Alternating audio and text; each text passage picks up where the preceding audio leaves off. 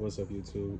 It's been probably about 8 months since the last upload, getting some stuff out the way. However, after I tore the block down, as y'all seen in the last video, I had a spun main bearing.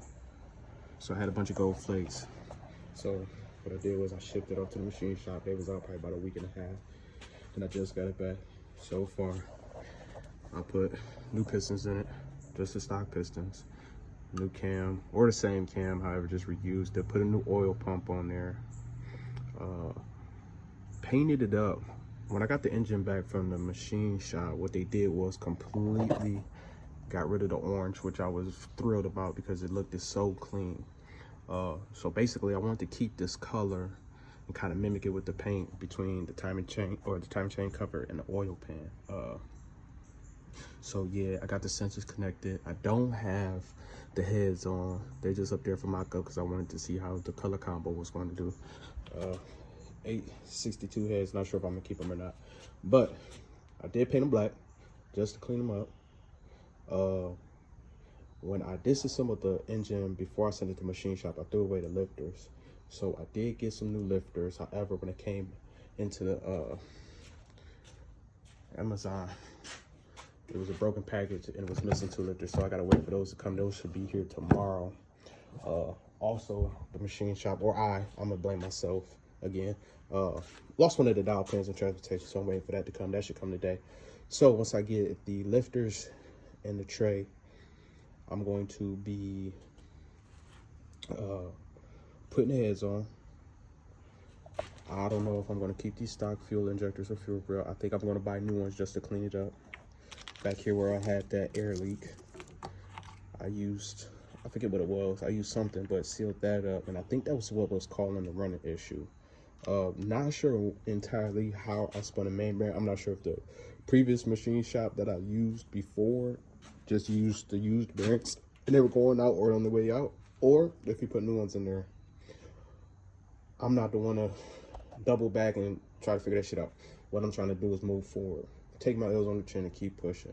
Definitely gonna clean this intake up. I really want to use the Lsx. I just like the style of it, fuck the power and all of that. Clean that up just so everything is clean.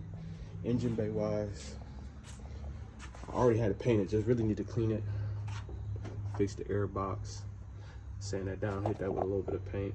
I'm going for a daily driver with a little power. I had a Hellcat, sold that, got rid of that, traded that in for Mercedes S550. I love that car for what it is. It's stealthy, it's got the power if you need it, and it's comfortable and it's quiet. I'm getting older, I don't really like all the loud noise. However, when I pull this bitch out, I do want to see a little turbo, and I would like to be able to travel. But since then, I've just been kind of just buying parts little by little until I decided when I wanted to go back into the build. We all know that building these cars costs the money, and when you got a business, a house, and kids, man, you kind of got to prioritize it. This time around, I just wanted to take my time again. First time I tore it down and I put the motor in and did the swap, it was during the shutdown. So I got time, I got money. Look, I'm trying to go in. I don't know how far I'm gonna go with it, but I'm gonna make sure it's a comfortable driver for myself and for my family, and I'm gonna be able to take this thing wherever I want it to go. Rim wise, I sold the rims that I had on here. I had 84 Monte Carlo I flipped just to get some money up, and I sold my rims with the car. It looked better. So these are gonna be permanent wheels and tires. I don't know what I'm gonna do for our rims and tires. My main goal is get this motherfucker in there, get that as clean as possible. Transmission, I'm still running the Turbo 350. The gear selector shifter went out.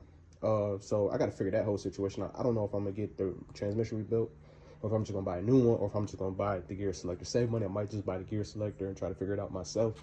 However, like I said, if I keep this car long term, I want it to be as new as possible and run as strong as possible. If the stuff that I build can't handle my lead foot, I don't want it. Or if it can't handle it, I don't want to build it. So it's got to be able to take up some of my torture. Not saying I'm gonna be doing burnouts racing and not like that. Well, burnouts are gonna happen naturally, but not that I'm gonna be doing any heavy racing or not like that. Just a cruiser with some power. I would like for when people pull up next to me, for it to be unassuming.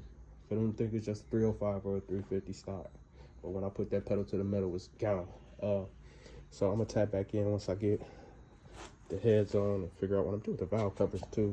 I painted these, they started chipping. I'm afraid that it's gonna do the same thing with the motor and heads and everything that I painted. I don't know what I did, how am I doing it wrong first time. I think I did use the high edge primer. I don't know why it's chipping, but let me figure that out. I might just buy new valve covers. Who knows? But just wanted to give y'all an update. We are still in motion, still getting to the bag. We still gonna put the foot to the gas. It's your boy Wristwork.